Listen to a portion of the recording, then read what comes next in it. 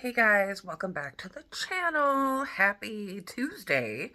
Um, I've been sober for a little over a month, so no alcohol. I am having a hard time giving up the weed. So, okay, I want to talk about the weed, okay? So, I'm having a hard time giving it up because I don't really want to, okay? Like with alcohol, I wanted to give it up. Therefore, it was easy. My drinking became problematic and a little bit embarrassing, so it was easy to give up.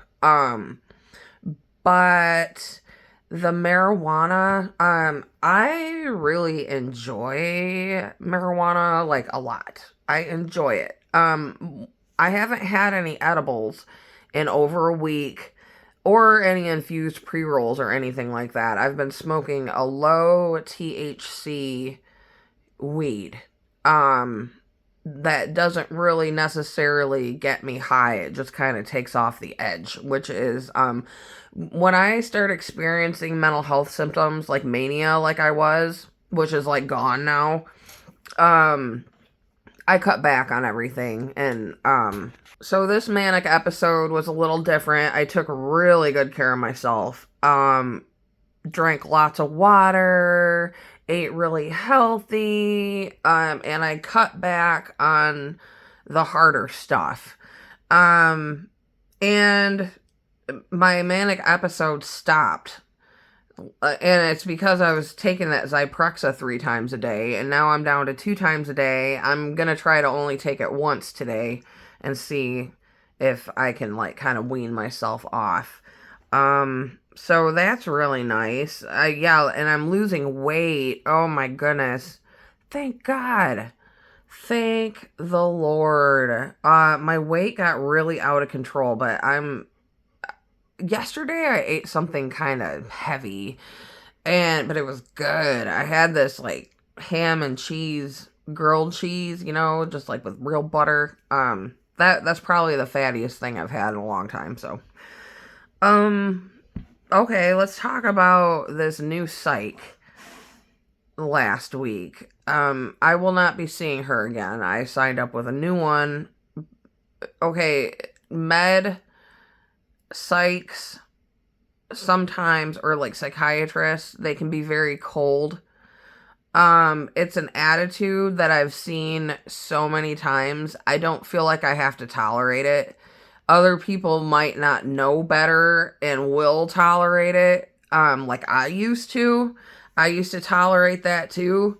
And then I got this like psychiatrist that was a normal person who talked to me like a human being, but she had 20 years of professional research of bipolar people. Um, so she kind of knew how to talk to people. Imagine talking to people like they're human beings. I know it's a hard concept because when you have mental illness, people forget that you have autonomy, and that's especially true with me. And like that last therapist I had, the one I fired last year, she kept bugging me to go see a psychiatrist, and I was like, I'll see one when I feel like it. I'll sign up when I'm ready. And she didn't respect that. She didn't respect that I said I trusted myself and that I would do it on my own time. I do things on my own time. Like right now, um I need to go get my blood drawn. Maybe I'll do that today, actually, as a matter of fact. That's a good idea. I'll go get my blood drawn. That's something I've been on my own time, and I was supposed to do it like months ago.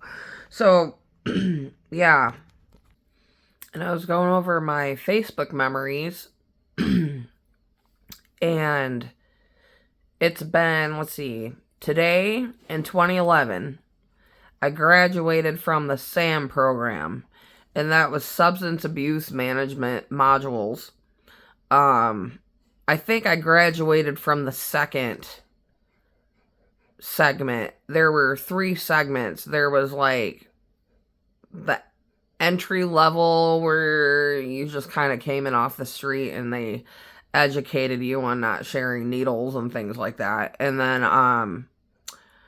the second segment was the one that I graduated from today in 2011, because I went on to do the third segment. And honestly, guys, I stayed sober for 7 years. So I think that program worked.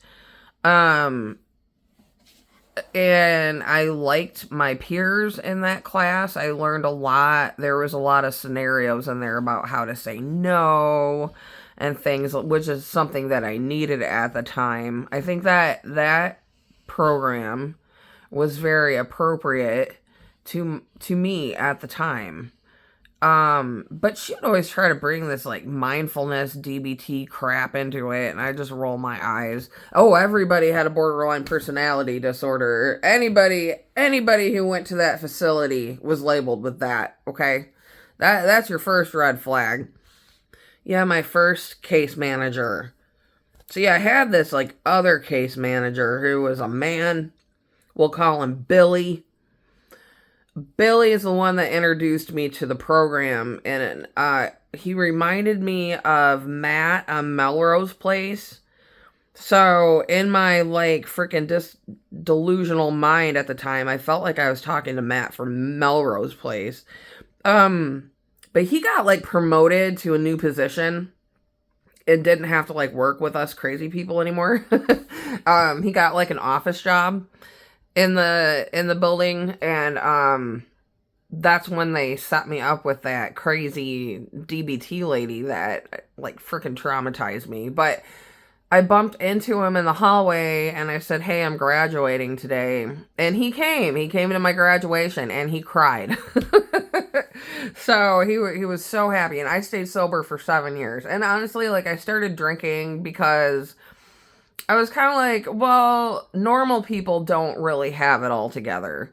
Okay. And just because I've been labeled this certain way, I don't really think it's fair that I should be told that I don't get to drink.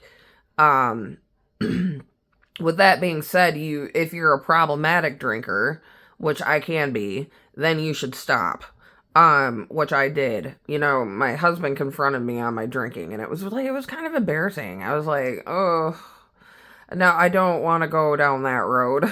So it's not that important to me. And I have like fatty liver disease. I'm not supposed to be drinking anyway. And that's like, my grandpa had cirrhosis of the liver, and I'm a lot like him in a lot of ways. He was an alcoholic. So, yeah, I'm just like cleaning out. But I'm not giving up the reefer. I can't do it. I'm not ready. I don't want to.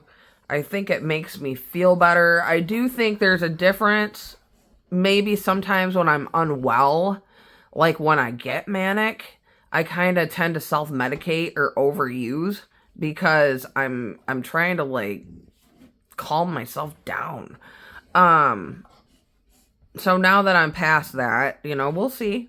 If it's a problem, then I'll take a step back, but that's all I can do. Been having some hamster cage disagreements. I have mixed reviews on my hamster cage. Now, me, guys, I've always done a more naturalistic setup, even 20 years ago. My hamster Godfrey didn't have bedding. I think he had some aspen and stuff in there, but he lived in dirt. And he would carry the bedding down there. He like lived underground. He went on an airplane with me, as a matter of fact. I got stranded in North Carolina with my hamster, and I had to buy him a little hamster plane ticket, and he sat on my lap on the ride back to Michigan. But yeah, Godfrey lived in a naturalistic cage, and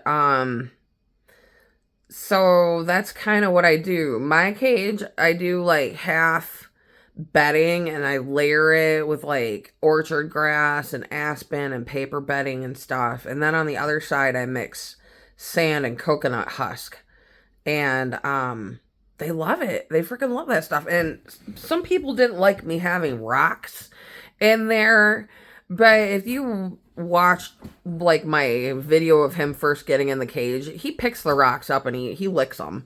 He knows they're not food. He's not going to eat rocks, okay? Like, he's already proven it. And it's been my experience with hamsters that if you put rocks in the cage, they will go sit on them. They like the way they feel. So, I'm going to leave them in there. You know, and I think there's this misconception too, like as far as like my log and things like that, and foraging for my own stuff. People think because it's not bought and put together in a package that it's not safe. And that is not true. I might have already talked about that. I don't even know what's going on anymore. But yeah, I forage my own stuff.